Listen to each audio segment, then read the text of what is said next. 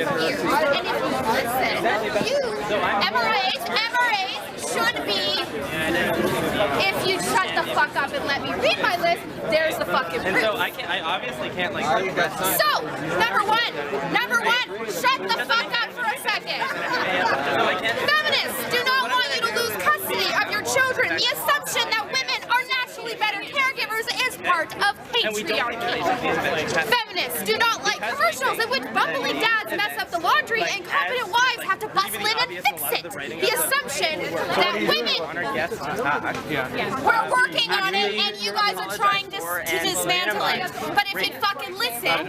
I don't believe they do. Then why are you part of the organization? Saying that we're trying to take away their rights? How are we trying to take away their rights? Why? Can you shut the fuck up for a second too? Well, so I can he just listed how they so you guys can actually answer those questions. Does someone have the yellow flyer with that actual quote so we can both have it in front of us? On a website, or are these like policies on a This is website? a list of the things that we're working towards. Now, if you would shut the fuck up for the 50th billion time, we agree on. these are things that we're agreeing on, and these are things that you've actually all got skewed fucking views on. You think that feminists are trying to take away your fucking rights, but as a matter of fact, what we're trying to do is we're actually trying to work on the same things that you're working on, but except the fact that you're just too busy hating women. You can't fucking see that we're trying to actually work on those same situations. Some sort of citation where we actually state that we hate I think. Or are you conflating feminism, which is an ideology,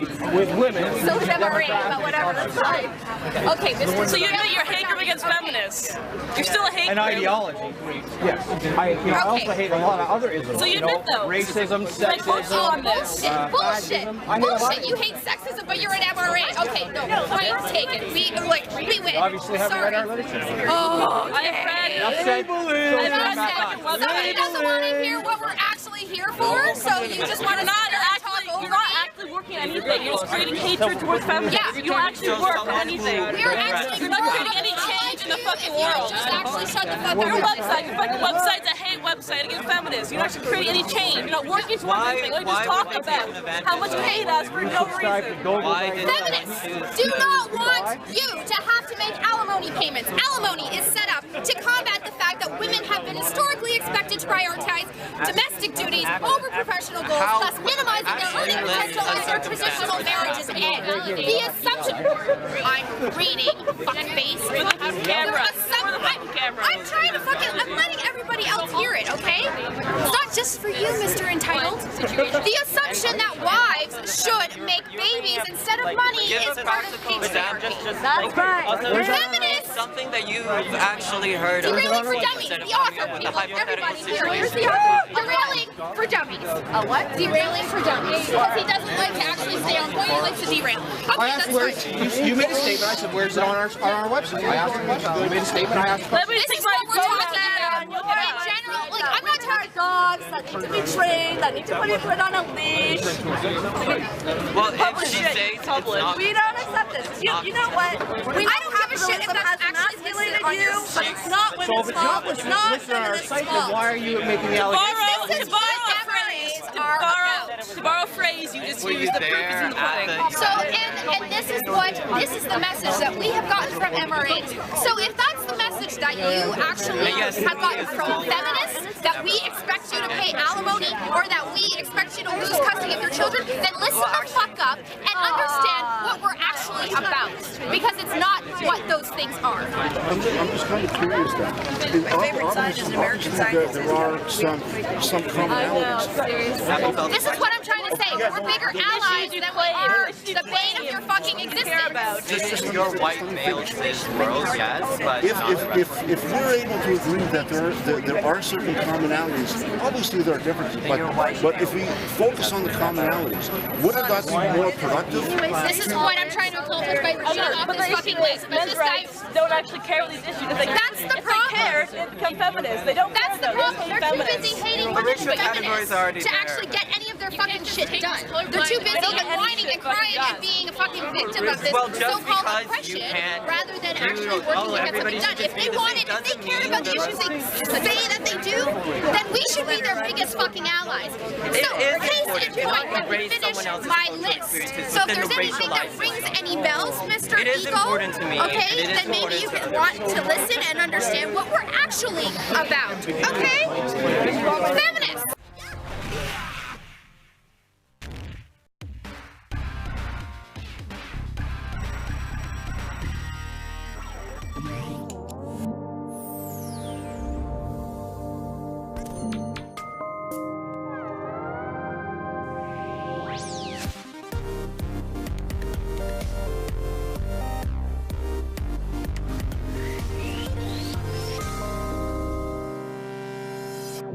At their annual BlizzCon event in 2014, the wildly successful game studio Blizzard Entertainment showed off a new game they had in the works called Overwatch.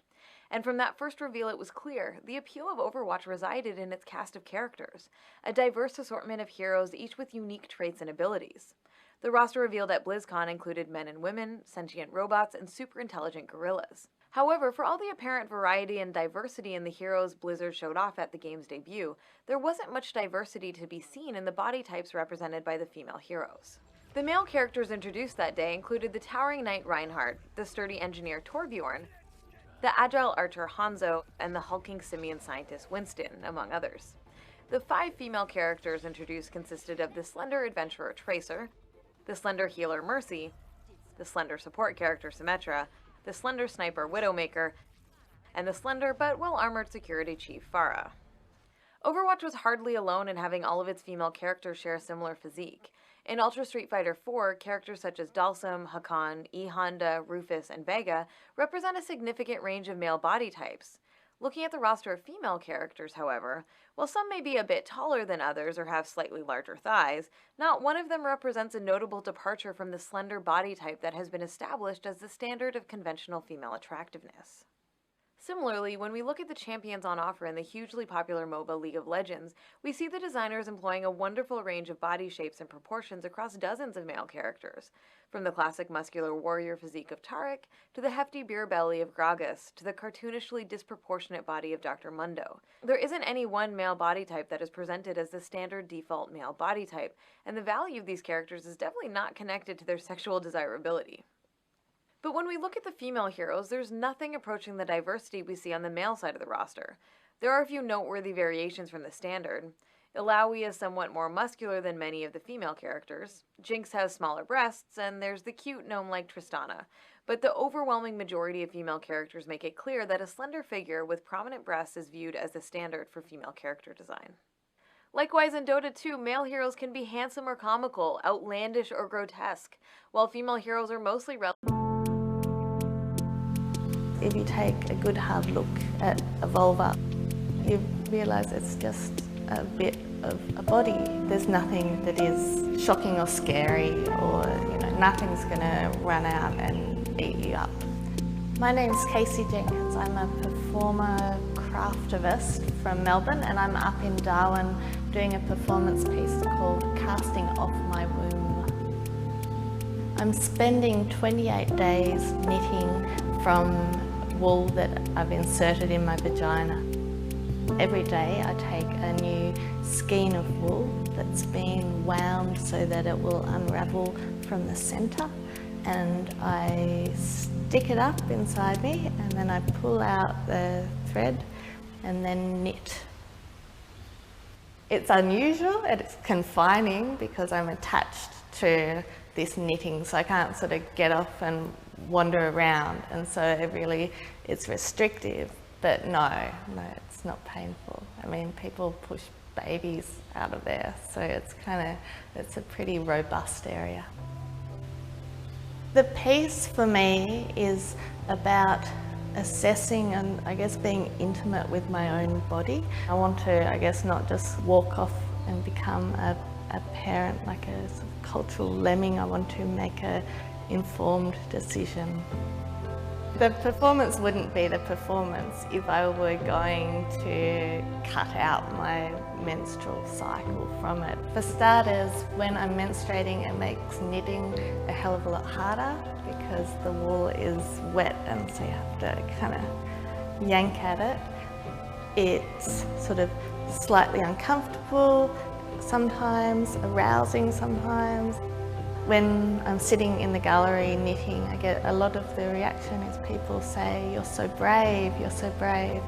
And to me, it feels just really natural and really uneventful, which is sort of what I wanted it to be. I think the expectation when you're showing the vulva that people are going to feel feelings of fear and repulsion. So by linking the vulva with something that people do find warm and fuzzy and benign and even boring, you know, just knitting for a long period of time, I hope that people question the fears and negative